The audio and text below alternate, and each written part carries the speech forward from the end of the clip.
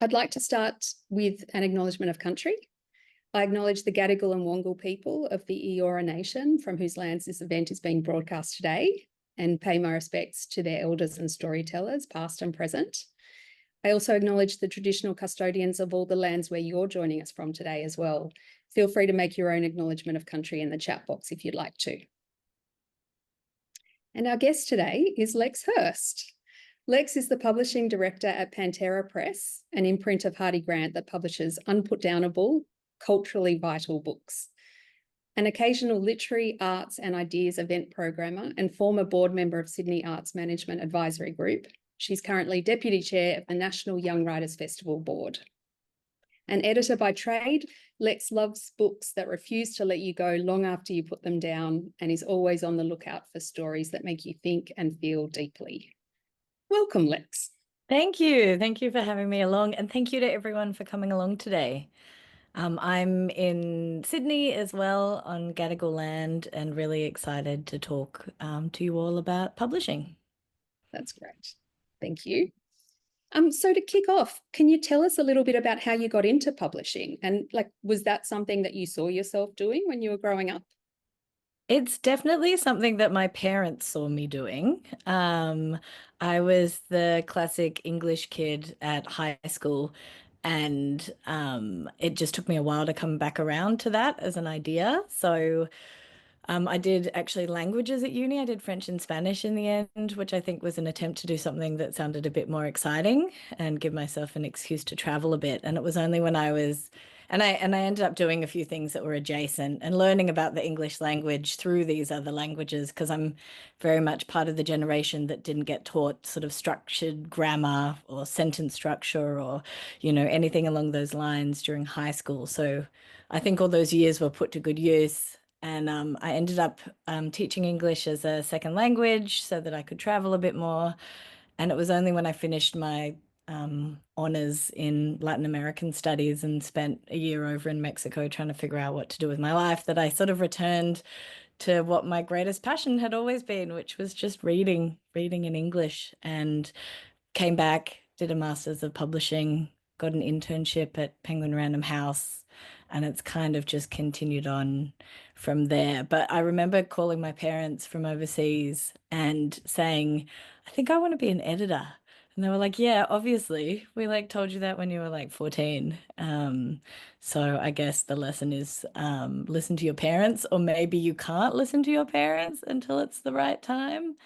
But yeah, so I was 25 when I first went into the industry, and I just did a fairly classic editorial internship, got a editorial assistant role part-time and worked in a bookshop that first year as well. And then a trainee editorship came up and then became an editor, and then saw a chance. There was the digital romance period early on that sort of gave me a bit of a chance. They needed some editors who were willing to jump on board and help out. So I worked on that list for a bit and started commissioning that way.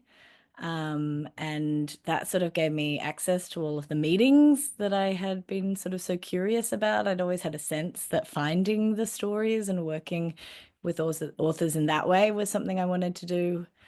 And so then I went from that role into commissioning on the print list, and then got brought over by Pantera about almost 7 years ago now, as a publisher.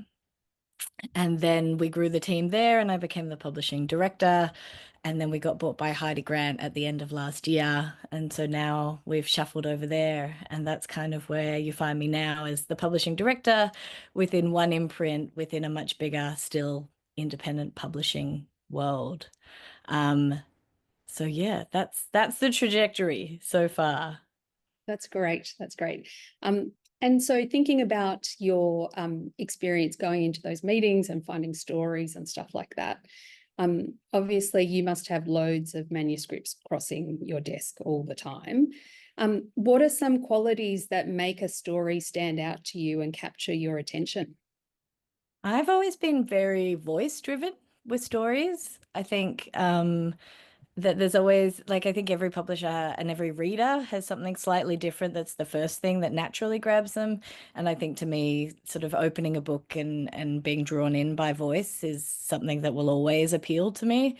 And then I think I've sort of added layers to that throughout the years. So I now would add, from a commercial perspective, having a really good hook, or at least a way to describe your story easily to people, has become increasingly important. And I guess I've seen the value in it more as well over time. And the way that I think about a hook is usually, um, how would you describe a book to your friends that would make them want to choose it for their book club or for the next book that they're going to read as well? So it doesn't have to be a really sort of classic commercial hook, but it's like, how would you convince your best friend that this is the next book that they should spend their time on? So I think those two things, so voice and hook. And then the other thing that I often end up working on a lot in manuscripts, because I think it's so important, is the characterization as well. So obviously connected to the voice, but yeah, having a really good understanding of who a character is, why they're there. And I think that most of the books that we all really fall in love with end up being character-led as well. I think that's a fairly natural human instinct. And so that's very important. And then the final thing I would say is, something we really focus on at Pantera is books that have something to say as well. So I really love, having moved to independent publishing, that's something that I can focus on, is trying to find books that yeah, have something culturally vital at their heart. I don't mind how, I love if they're really commercial. They can be anywhere on that literary to commercial spectrum, but I still like a book. I still like you to go away from a book thinking as well as feeling about it, and it to be the sort of book that changes your perspective slightly, because we know so much that books have that capacity to engage people in critical thought, in empathy, in ways that a lot of other sort of media that we consume isn't quite so effective. It's Yeah. one of the things I love about books, is how much they can actually change you. Yeah, absolutely. And they can kind of get in under the, you know, prejudices or preconceptions. Sometimes they can be so disarming in that way. And I think that's where the characters come in, right? Is because you never want a book to really hammer a message at you, and a lot of the time it's finding that balance. But if you fall in love with a character, then you'll sort of go anywhere with them, whether you Mm. like them or not, just needing to fall for them. Yeah. It's so great to hear your thoughts there about the hook, because I think one of the questions that we get here so much is around like writing a synopsis and all of that kind of, preparing a submission, which is obviously fraught with a lot of anxiety for people. They've written this work and poured their heart and soul into it, and how do they best represent it to you? So I just wanted to ask a couple of questions about kind of, submissions and sending manuscripts either to a publisher or an agent. How would they describe that hook to you? Like, where should that be placed in terms of the documentation that they'd be sending? Yeah, I would put it right at the front. It should be the absolute number one thing. Because one thing that is true of every publisher is that they're really time poor. It's an industry where everybody works really long hours, and it's a passion industry. People don't really go into it, or at least they don't stay in it if it's not something that they really care about. There's just not enough money in it for anyone to hang around for that reason. And so, as you said, there's a lot of manuscripts coming at you from different directions. And one of the things I've realized the longer that I have been on the publishing end of things is that you're not competing always against other manuscripts coming in. You're often competing for the time that the publisher has looking at the manuscripts of the authors they're already working with as well. It's always a balance of trying to do your best by the authors that you have, and then looking for new authors as well. So if you can put your hook right at the start, it just makes everything easier, because that's either going to hook somebody in or not, and they'll make a decision really quickly. And I would just say writing a synopsis is got to be one of the worst writing tasks. We should just acknowledge that it's awful. It's on par with writing your own biography, right? Probably worse, because it has to be longer a lot of the time. Um, And synopses are really important, particularly for books where there's a really clear narrative arc, so that a publisher can skip ahead and get a sense of what the whole story will be. But I think a good hook is more important than either of those. And with a hook, you can choose to leave somebody on a cliffhanger if you're very explicit in your synopsis about what happens. But I think it's really thinking about, like, yeah, what makes your book appealing to somebody who has never heard about it before and is not at all invested in it. What makes your book, yeah, it stand out, but also just like, why would somebody want to read that? And in terms of real kind of brass tacks, the things that you are looking for in a submission are like a cover letter, a synopsis, and a certain amount of the work. Is that right? Or would there be other things I'm missing there? No, those are sort of the basics, and then it changes a bit for fiction and nonfiction. So, and it depends on how you're submitting as well. And I should probably take this as a moment to say that Pantera submissions process is a bit on hiatus after our move to Hardy Grant. So traditionally, we took all submissions and tried to get back to people within 3 months, sometimes with a backlog that took a bit longer. But we've got a smaller team now, and we're sort of have our submissions on hiatus with the plans to regenerate it later this year, possibly in a different format. But this is true whether you're submitting directly to a publisher, through a submissions portal, through an agent, any of these things, or to an agent as well. Is for fiction, you would want that hook, you would want a synopsis, keep it short as well. Some people write a blurb if that's something that is a skill of yours, and I think it's not a terrible idea. Like, I've seen some creative blurbs as well from the perspective of characters. I think the thing with a blurb is keep it short if you do want that. You can have more fun with a blurb than a synopsis, and it's also quite a good way to show that you're across the genre that you're writing in. And you could just look up a whole lot of the bestsellers in that area to get a good feel. I'm sure that Writing New South Wales has workshops as well. But yeah, I would say that a blurb is kind of a nice to have.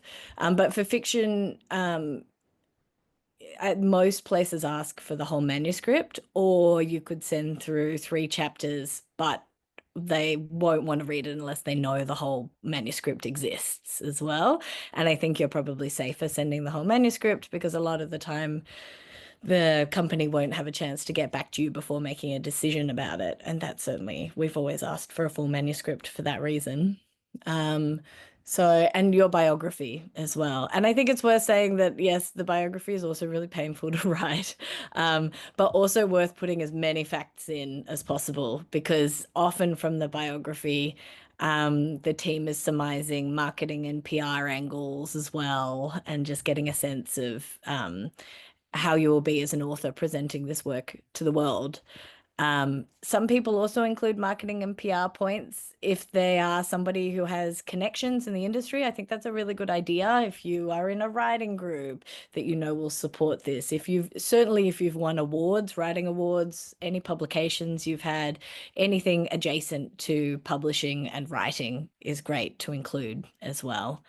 I think just it's your CV essentially to the publisher. So don't send your actual CV, but a publishing CV is perfect.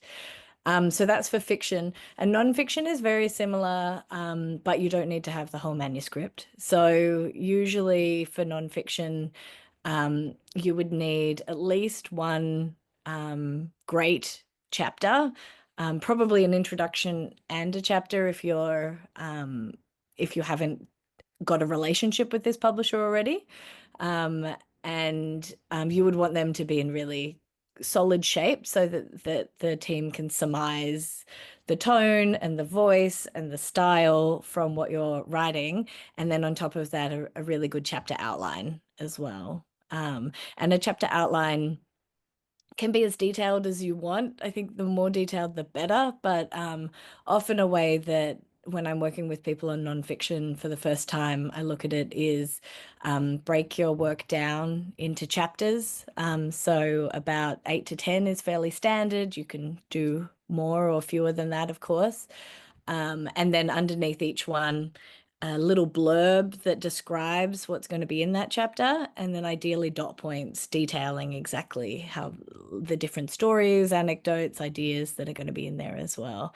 The idea is to show that there is scope for this to be a complete book as well, and also then to show where it will go. Obviously, there are different types of nonfiction, but that's sort of fairly standard is you can do the chapter outline and give a really good writing sample. Other things that people, particularly in nonfiction, include that can be handy is like a good sense of audience as well. So who your specific audience for the book is and any connections to that. And it's particularly important for most nonfiction to explain why you're the right person to write this book. And I guess the thing I always come back to with that is speaking about why you're the authority on that topic. And that can be on a personal level or it can be on a professional level, but you're sort of validating why you think a reader would like to hear this story from you over other people.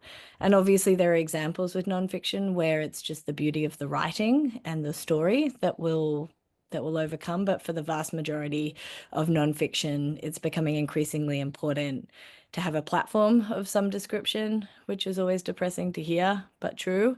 But that platform can take many different shapes. And I guess it's about describing how you might help reach readers and why, if you found those people, they would want to hear from you about this specific topic. We might come back to that later because that is also something we get a lot of questions on. And I think it is something you've been so helpful, Lex, because you've been so practical and down to earth about this stuff, which I'm sure, like it's your day job, but for a lot of people, it's like quite mysterious and obscured. So it's really wonderful.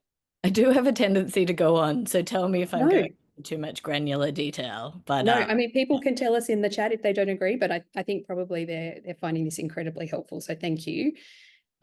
Just on that topic of submitting manuscripts before we go onto some of that other stuff, are there common mistakes that you see with people submitting manuscripts that people should kind of be alert to?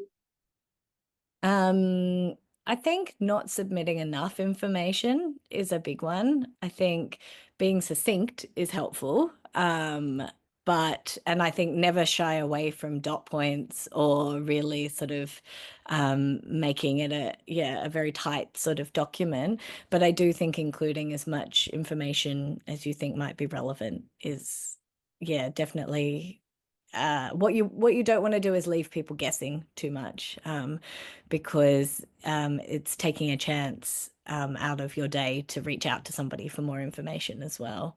And if you imagine how a lot of these publishing companies work, is often you're reaching somebody quite junior at first as well, and they will have been given things to look out for.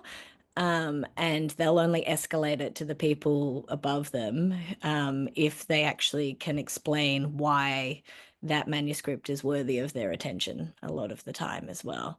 So it's often the role of editorial assistants, publishing assistants, editors in that first case to read through. But it also could be, like I know when I was at Random House, and that was a long time ago now, so they might do things very differently. But there would be all of the junior people from every department would go and sit around the big box of manuscripts and work through them, and they'd really be given instructions on what to look out for. And there were certain flags on top of just the quality of the work. So, for example, if somebody had been shortlisted for a prize, if someone had been published before by another publishing house,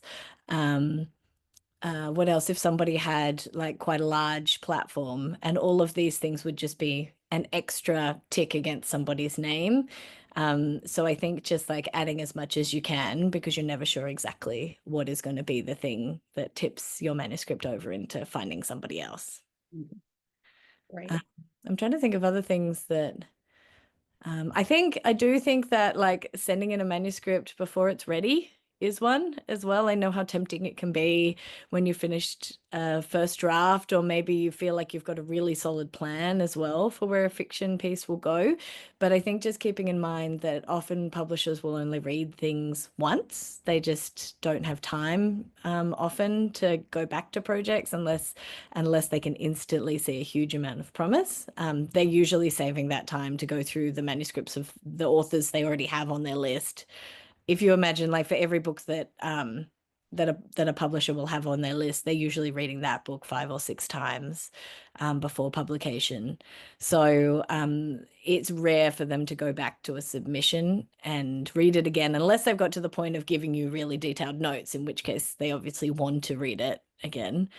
But so sending in a manuscript when you haven't taken it as far as you think you possibly can by yourself, and with the help of groups like Writing New South Wales, your writing group, beta readers, all of those sorts of things, I think saving it a little bit longer so that you have everything in place is always a good idea. Publishing is such a long game, and yeah, submissions portals notoriously take a long time to get back to people. Publishers take a long time to get back to people. And then even once you're signed, there are longer and longer lead times these days because booksellers want art copies earlier, so proof copies earlier, and printers want the files earlier. So just keeping in mind that it's a long process, and for the sake of putting your manuscript aside for a month and then doing a bit of extra editing, so that it's in really good shape, you might as well hold on to that rather than rushing to get it out, unless it's incredibly timely nonfiction, in which case you might rush. Yeah, that makes a lot of sense. So coming back to what you mentioned about people's online presence and the difference that can make, what advice do you have for people who want to improve their online visibility? Are there certain platforms that, would be more important than others for people to focus on, or anything like that? It's such an interesting shifting time, isn't it? And I'm so wary of sending people towards social media sites that we know can be so toxic and actually such a waste of time, and often owned by very evil people who want to steal your time and your content.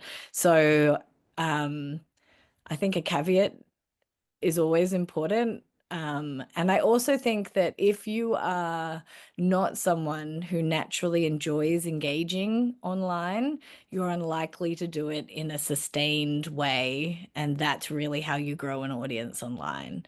These days, I think we often say the most important thing you can do online is connect to the community that you want to publish in. There are amazing communities online. So I know that, like, one of the really strong ones at the moment is the debut authors community that is gathered by a bunch of authors who all of their debut, I think it's only like 3 or 4 years old, but yeah, they gather as many of the authors who are having their debut novels or nonfiction out each year, and they're really supportive of each other's books, and it's become a great community where they like go to each other's launches and they promote each other's books and they share information. I think that sort of use online is wonderful, and I think that depending on the genre that you're working in, there are excellent communities that exist. The romance community exists in different spaces, for example, speculative fiction communities. Certainly if you're in romantasy, then it's worth connecting in with that big community online. And then it is useful to have social media accounts once your book is published. Any social media account, if you can engage with bloggers through that as well. Bloggers, there's such a strong book blogging community in various genres out there that these days, for most of our fiction, we set up a blog tour, and then we do say to authors, reshare that content, engage with those bloggers. I think that sort of falls under the band of community building as well. In terms of the platform, I think the one that you're the most comfortable on is the best one for you. I think the truth is they're all shifting, and they're gonna and they're going to keep moving anyway. So you could invest a lot of time in getting on one only to find that actually the buzz is all happening on whatever the next one will be anyway. I mean, it is exciting. People who love Book Talk, for example, just love engaging with it. I only engage as a viewer because I don't feel I have enough time in my life, and I would prefer to put that time into reading and working with authors. But I also appreciate that that community is out there, and there are other people in my team who do that work as well. So and I guess the other side of this is if you do come with your manuscript and say, I have 1 million people who follow me on any of these platforms, then it will help your book be published. There is no doubt about that. It still, for most places, will have to be a very good book. And we know now that the translation from sort of having a platform where someone can consume your content for free, it just doesn't always translate into book sales. It depends on the sort of person you are, the sort of information that you're giving in that. We have some examples of nonfiction people in recent years where having a decent following on a platform, but not a really huge one, has actually been better because they have developed the sort of engagement with their community that means that people really wanted to pick up their book. So yeah, I guess it's complicated. There's multiple levels. Don't do too much of it if you don't enjoy it, because you'll just get bored of it, and you might as well be writing your next book and making that really good. Okay. Also, on that note of the debut cruise, if anyone has a book coming out in 2025 or 2026 and would like to be connected, we can do that through Writing New South Wales. Feel free to shoot us an email, info@writingnewsouthwales.org.au, and we can connect you. Oh, the only other thing I didn't mention is, you know what, still, if I were to focus, if I was someone who already had a bit of a community online, even if it was a smallish one, and you're the sort of writer who feels like you're always thinking of new ideas and this isn't going to distract from your work, I think newsletters, I think, are probably the one that I would point people towards at this moment in time, because I mean, it depends on how you write. Some people would find that a huge distraction from the sort of writing that they need to do to work on their book, or, maybe their day job as well. But if you're someone who just really loves sitting down and jotting down something that you think an audience will connect to, I think newsletters are the way that you can find an audience who specifically likes what you say, and they tend to have a much higher translation rate. And you can also see how many people are clicking on your newsletter and actually engaging with it as well. So I think that's good. And the other one is another one that we don't need more of these in the world, but podcasts as well certainly tend to have a good translation. I think the logic there is that people really enjoy the intimate feeling of listening to you inside their brain, and so then feel like they know you, and then are more likely to want to engage with your voice in another platform as well. Great. And in terms of newsletters, there's a question there about Substack. That is the one that we're constantly hearing about at the moment. Are there other platforms that you'd recommend people try? I don't know specifically, sorry, but yeah, No that's problem. certainly the one that keeps coming It's around. the one that we Yeah. always hear about. So yeah. Okay, so onto the publishing process a little bit. To give people an idea, what would you say the typical timeline is from manuscript submission to publication, knowing that that's as long as a piece of string, I guess? Yeah, I always find it helpful to work backwards, because there are some more set dates around the publication time, I think, and then the rest of it is it is a bit of a how long is a piece of string situation. But there are firm deadlines, and interestingly, they're slightly different at Hardy Grant than they were at Pantera. And I think that's true of all the publishing houses, depending on where they print and what their distribution looks like. And yeah, there's a few different things, but they're all roughly the same. Most people, or maybe I'll just speak for our situation, and then you can surmise whether it's most people or not. But we like to have a complete copy edited manuscript a year ahead of publication. So it's March right now. so the books that where I'm up to in my schedule is we want the manuscripts to have been written, structurally edited, sent to a copy editor, the authors to have done the copy edit, and oh, sorry, that's not true. Let me backtrack on that. Take the copy editing out. I've just, yeah, that's a brain fart on my side. So it's actually at the point of being ready for copy edit a year out. And there's a reason for this is that by about a year out, we want to be starting to do covers for books, and it can take a while for a book cover to be created. But a lot of the time, you're working towards different deadlines. So, for example, um, you might want to put it in a rights catalog to go overseas. And US and UK publishers particularly like to hear about books at least a year before publication. They lock in their schedules really early, and it's much easier to sell a book overseas if it has a cover attached to it. And also, like, you might have a sales conference where you're starting to excite your team about the year ahead as well. There are all sorts of marketing and PR opportunities that come up sort of between a year and 9 months out. So yeah, about a year out, we like to have a very completed manuscript that's gone through the structural edits and is ready for copy edit. Within that year between like that moment and then publication time, the sort of things that happen within that time is, yeah, so the copy edit, which we can talk more about if you'd like. And then that comes back to the author. It has to be typeset. It then gets turned into proofs or arcs, depending on how you like to call them. You need to have a cover for those as well. Often we like to put early endorsement quotes on our proofs now as well, at least a couple. So you might want to have the text ready to send out to a few people so that when those print proofs go out into the world, you've got a couple of nice quotes on them.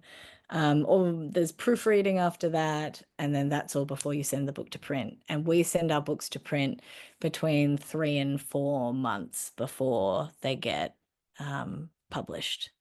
So yeah, there's a bit of flexibility with that year before. For nonfiction, it is often later than that because you're trying to fit a book in often for timely reasons, but for fiction, that's pretty standard. And then before that, if you imagine, for nonfiction, it can take quite a while because often if you've been signed on just that chapter outline and the writing sample, then that's actually your writing time leading up to that point. And we could talk about the development process if that would be helpful.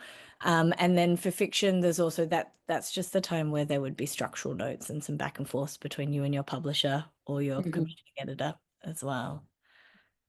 Did I answer the question in that? I don't know if I just got into schedules, but no, that's great. Thank you. Yeah, so I mean, I would love to hear more about the editorial process. And I also wanted to ask about self-publishing, so I might try to cram that into the same question. Do you see, you've worked in digital, you've worked in romance, which are very, self-publishing heavy kind of spaces. Do you see the editorial process as being one of the major benefits of traditional publishing over self-publishing? And where do you think those two kind of spaces are at this point? yeah, yes, I think that is one of the benefits is getting to work with industry professionals and not having to pay for it as well. Obviously, then there are different situations in terms of the royalties that you get back from your book later, but in terms of upfront costs, certainly going with a traditional publishing house gives you access to a large team who are going to pour a lot of effort and time into your work. And coming from the editorial side of things as well, like that's the bit that so many of us love. And you do get multiple layers. So is it worth just running through the different sort of standard editorial layers? That'd be fantastic. Yes, please. So for fiction, say you've got this manuscript and the publisher has read it and loves it and taken it to the acquisitions meeting and you've signed it on. Usually the first step you'll have is usually during that process, you would talk to the the writer and the publisher would sit down and have a talk about their vision for the book and make sure that that aligns. And I think that's really important because that's going to then shape what the rest of the editorial process and actually publishing process looks like. So when you talk about the vision, it's like, who do you think this book is for? What genre does it fit in? Who are the readers going to be? But it's also very much, what do you think the strengths of this manuscript are? And where do you think it could be improved? And so these are all useful things to ask if you get to the point of having a conversation with a publisher as well. So provided that you're on the same page about those, you will have already sort of had a bit of a preliminary chat, and usually you will send, so the publisher will already have the manuscript and then we'll go away and come up with a structural edit for you. And structural editing and developmental editing are sort of different terms that get thrown around in different ways. They can be discrete stages, but to me, often in the Australian industry, they sort of end up being around the same thing, which is you're looking at the larger structure of the manuscript and the key elements within it, and what could be improved from that area. So the things that are often approached to things like pacing, characterization, voice. Often it's about writing more or cutting words as well, and the themes of the book as well. And often it is about what you ultimately want the book to say as well. What the structural edit consists of will alter hugely book to book and even book to book by the same author. And I know it's like quite an intimidating thing, I think, the first time that you go into it. But ultimately, I think a lot of writers actually really enjoy this part because it is finding someone else who is just as invested in the story that they've been, in their head with for such a long time as them. So, I mean, particularly with fiction, I think it's really joyful to then talk about the characters as though they are whole people within the world, and sort of ask questions about their backstory and make sure that all of these little bits have been filled in. Often you've gone through a lot of drafts by yourself at that point, and it might be that you end up bringing parts back from a previous draft, or that the publisher is pointing to things that either you just didn't realize were not coming through in the manuscript already, or what happens a lot of the time in the structural edit is the writer going, yeah, I know I haven't quite nailed that. I just didn't know what to do next. And the publisher's job is to bring some prompts for different ways that those things might be solved. Sometimes this is just a big chat, depending on how the publisher likes to work, how the writer likes to work. And then often there's a structural note as well. I like to have a chat first so that you can make sure that you're both on the same page about these things, and then write up some notes afterwards that the writer can go away with. And that's partly because sometimes you solve things during the conversation. And it's also because the best situation is where the publisher comes and explains the things, or comes with a lot of questions, and then the writer actually already does the thinking and comes up with far more inventive and interesting ways to solve those problems than the publisher could. I think a lot of the time with edits, whether it's at this stage or later in the copy edit stage, it's the publisher or editor's job to come up with some potential solutions that are going to give you the chance to think of even better ones. So to point you in different directions and sort of do a bit of unblocking, mental unblocking as well. So yeah, that's the structural edit stage, and you will, as a writer, go away and write and work on that manuscript until you've at least addressed everything that you think is important in it. And it's worth saying that if there's ever anything that doesn't gel with you in the edit, it's also your chance to push back and say, no, I think this is really important, but I've solved the issue in a different way, is usually how the conversation works. And so then when you've submitted that, sometimes there'll be one or two back and forth. Sometimes the publisher's like, great, that solved it. But it's pretty common for the publisher to say, that's fantastic. Can you also look at this bit and this bit that have now become clear now that we have all of this sort of extra information? So to go back to the writer and back to the publisher. And then once you both have the manuscript that you're really happy with, that sort of often triggers that year out mark. And then the next phase for the manuscript to go into is copy editing. And the copy editor is always going to be someone different to your publisher or commissioning editor, or at least it always should be, because the idea is to bring a fresh pair of eyes in. And this is really looking at the line by line the structure of the manuscript.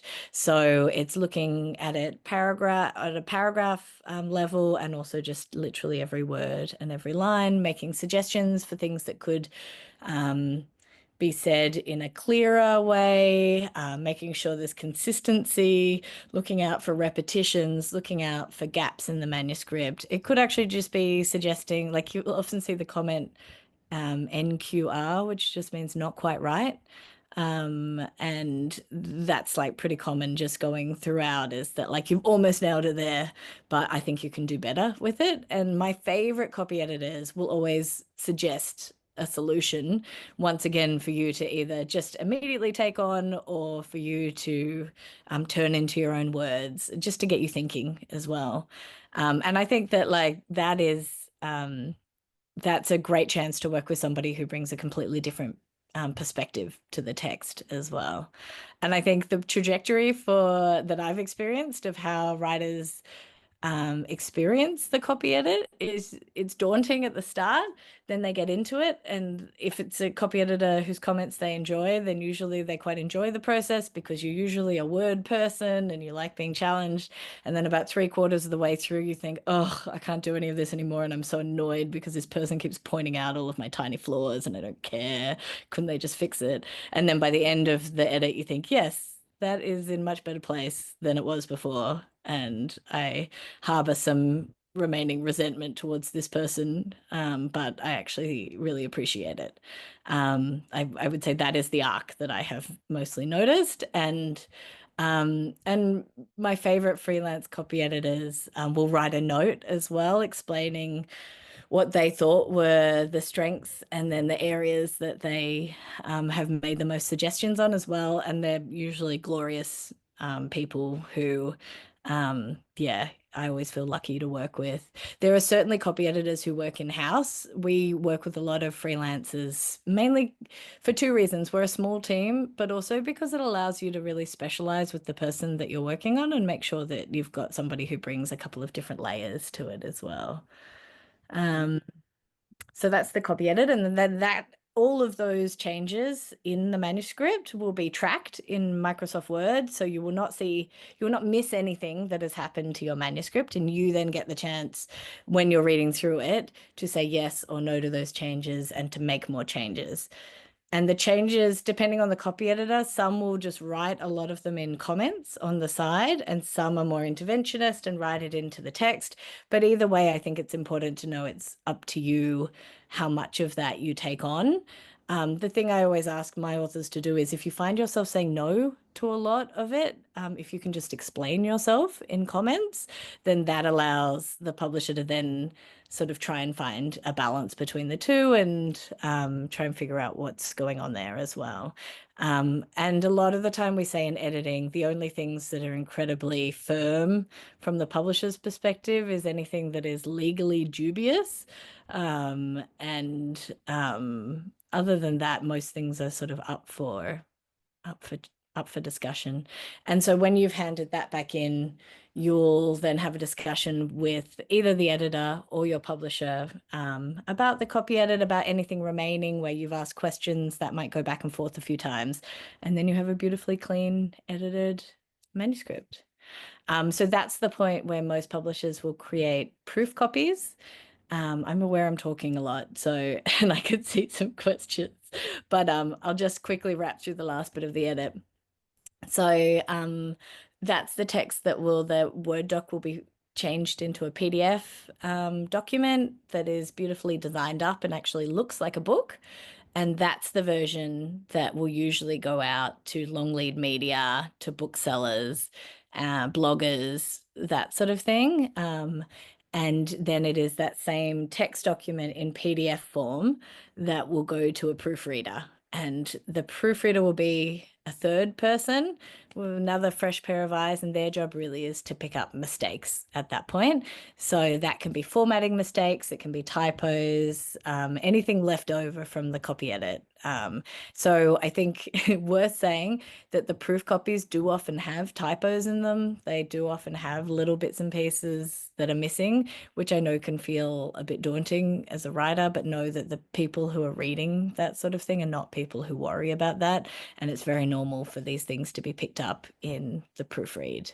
And it's also worth saying that at the proofread, we try to leave any changes to very small things, because the typesetter then has to manually make all of those changes. And there's the chance to, if every time you make a change, it's easier to introduce errors as well. And so every time you make a change from that point onwards, it has to be sort of a more specific one, because it's sort of quite an arduous checking process at that point.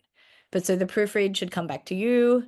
You get a chance to read through them, make your comments. Those comments get taken in, potentially with a couple of back and forths again, and then you should have a beautifully clean manuscript.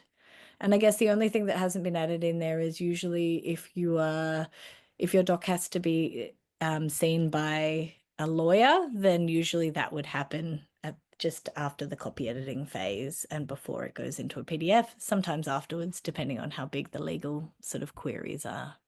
And that's usually more for nonfiction than fiction, although obviously there can be instances. So yeah, I just talked a lot. No, that's so helpful, because you kind of, you think, well, you submitted and then there's this beautiful book, but there's so much that happens in the meantime. And yes, you're right. People have a lot of questions, so I will shoot some rapid fire questions at you in a sec. But just before we do that, I did just want to ask you about the National Young Writers Festival, which is something that you're really involved in. So we'll get back to publishing stuff in just a sec. But I just wondered if you wanted to tell us a little bit about the festival, and if people are interested in becoming involved, how they do that. Yes, this is probably my chance to spruik it. So I am on the board of the National Young Writers Festival, which is a fabulous national writing festival that takes place at the moment, it's every second year in Newcastle, and it's for writers aged 35 and under. It's usually 18 to 35, and the team is also within that age range. And it's been going for, I think, almost 30 years now. It was part of This Is Not Art with Tina at the time as well. And we've just brought a new team on board. It happens over the October long weekend. And it's a fabulous place for community and experimentation. It's the place where a lot of writers have their first chance at claiming the term writer and then actually getting up and speaking on panels. So if any of you fall into that demographic, there's going to be a call out soon. And I highly recommend you putting yourself forward and suggesting an event, or else just going along in October. It's completely free to go. And yeah, I think it's a beautiful way for people to meet community as well within the writing scene. So that's my spruik. Excellent. Thank you. And the Writing New South Wales folks have added the link to the chat there, which is great. So have a look. So let's see how many of these questions we can get through. First of all, Anonymous asks, when submitting fiction, would you include ideas for sequels? Yeah. Yes. Great. I would say that if it's a book that relies on having sequels, that can go two ways. If it's a genre that supports that, then it can be great. But certainly the issue with taking on a book that only is complete, say if there's like 8 books in the series, as many publishers in this day and age won't be keen to immediately sign up that many books. But certainly, like in a genre like fantasy, it's pretty standard to talk about duologies or trilogies. The other thing is, even if the books aren't a series per se, it's not a bad idea to include a pitch for your future, the next book you see yourself writing, particularly if you're a genre writer, and it's in a similar genre as well. Right. I would just keep it brief. Okay. Mahida or Majida, apologies if I've pronounced that incorrectly, asks, is there a point of resubmitting to a publisher if you haven't heard back from them in about 6 months, given that you have significantly edited your manuscript in between times? I think so. It can sometimes be the prompt that you need. I think it would have to be significant edits, but I think something like the title would, yeah, and if that is then related to the framing of it. Yes, yes, generally I would say yes. Yeah. Great. A couple of questions about editors, one from Mary Ellen and one from Susan. Would you recommend working with a freelance editor before submitting? And I take it that's probably in reference to like a structural or developmental edit. Actually, no, that is a question by itself. Sorry, Lex, do you want to just answer that one? I think that if you haven't tried submitting before, then you're better off avoiding spending money on the sort of work that a publisher will provide for you. I think you're better off usually trying to find a really great writers group where you can share advice, particularly if you feel like you've got writer's block, or going to one of the sort of writing organizations like Writing New South Wales and doing a course. There's some really good mentorship courses. And edits cost a lot of money, and there's a lot of really great editors out there. And if you are going to find one, I'd go to Society of Edit. It's IPED. Yeah. Yeah. And make sure that it's somebody who has worked with publishers before and has good credentials, because there are people out there who promise a lot and charge a lot. And you're unlikely to see many of the gains from that. And I think that you can get a lot of that same feedback at that early stage from having a really great engaged writing group. And I believe that Writing New South Wales actually does writing group sessions as well. We do, yeah. So we have writing groups. We also do manuscript assessments, which are not cheap, but are an awful lot less than getting a professional editor to do your work, which could, be in the thousands of dollars. Yeah, we also have a lot of online feedback courses where people can get feedback on their work, both from tutors and from peers as well. And I promise you that that is not just because they have me along today. Genuinely, editing costs a lot of money. The people who do it well also do charge quite a bit of money for good reason, because they've brought a huge amount of care and skill to it. And it's a publisher's job, in my perspective, to bring that. And any publisher that you sign with will want you to go through an editing process. That is very standard. Having said that, there are people who I know feel like they hit a point after having submitted for many, many years where they just want to get a different perspective, and they've tried everything else, in which case, yeah, go to one of those really established editors and make it very clear the service that you're looking for. I don't think there's ever a reason for a copy edit. I think it's that developmental side that sometimes you can get a bit stuck with, because we don't ever pay much attention to like typos and even sort of if it's messy on the line. We're really looking for the storytelling, the characters, the themes, what it's trying to say, the voice, all of those things, because we know that we can tidy a manuscript up really very easily. Great. Taylor asks, can you clarify what you mean by hook? Is this part of the back of the book blurb, a log line, an elevator pitch? Is it like a couple of sentences?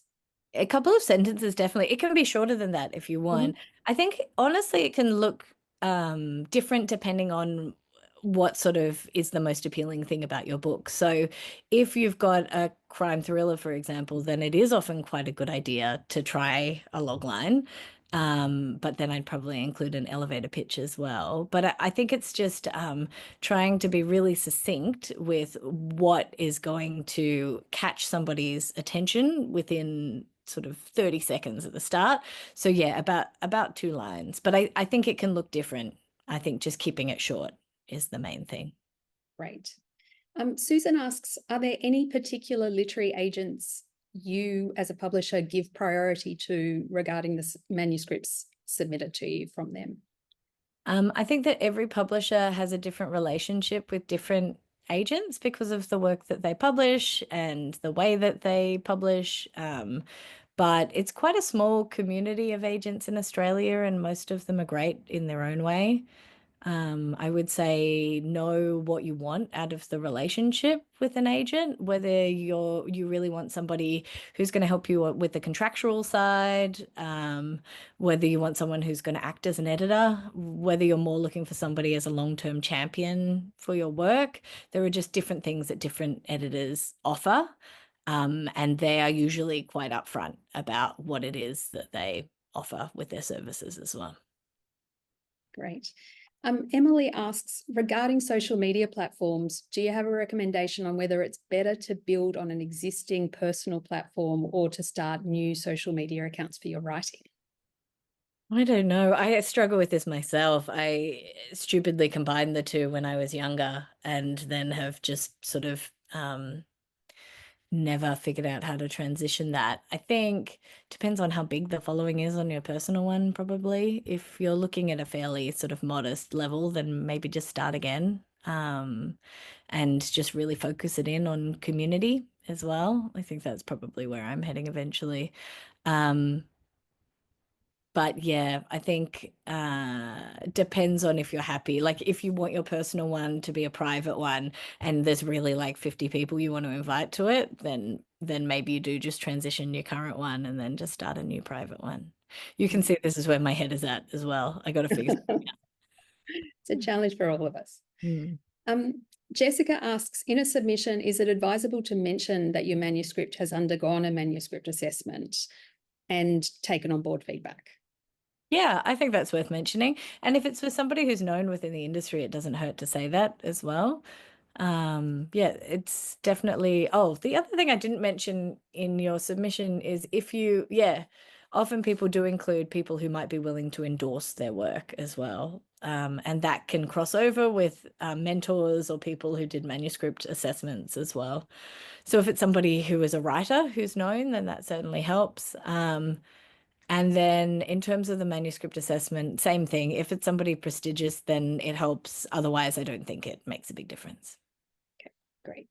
And Mike has a bit of a tricky question. He says, or they say, is it worth trying to get your book printed and published by a third-party publisher? Or is digital self-publishing just as effective? And also, if you are publishing your work digitally, is there a way to protect your IP from AI ingestion? And when he's talking about a third-party publisher there, I take it he's talking about someone who is just going to actually publish the work rather than go through the editorial process, sometimes known as a vanity publisher. Not a great term, but just to clarify. I am far from an expert on self-publishing. It's been a long time and I know these things shift. I do think that sometimes if you have a particular like niche area of expertise, then self-publishing can be the right way forward because traditional publishers essentially aim for mass markets and they can miss an audience because they're sales outlets, they're more traditional sales outlets and marketing and PR outlets are just not tailored to go very hard on, say, like motorcycle users in New South Wales, for example. Somebody has a motorcycle right in the back of your head, so I just pulled that. Sorry, Nathan. But in terms of protecting your work from AI, it's such a moving space at the moment. I don't think even the traditional publishers are 100% sure of how to protect their authors, but they're certainly the ones that have more leverage and are going after these companies at the moment. But yeah, I'm afraid I don't have a full answer on that at the moment. All right. Well, I think that is all that we have time for today. So thank you to everyone for joining us, and a massive thank you to you, Lex, for sharing all of your time and expertise with us. We really appreciate it. So thank you. So appreciate everyone coming along. Thank you so much and for asking those excellent questions as well. Hopefully see you at a literary event soon.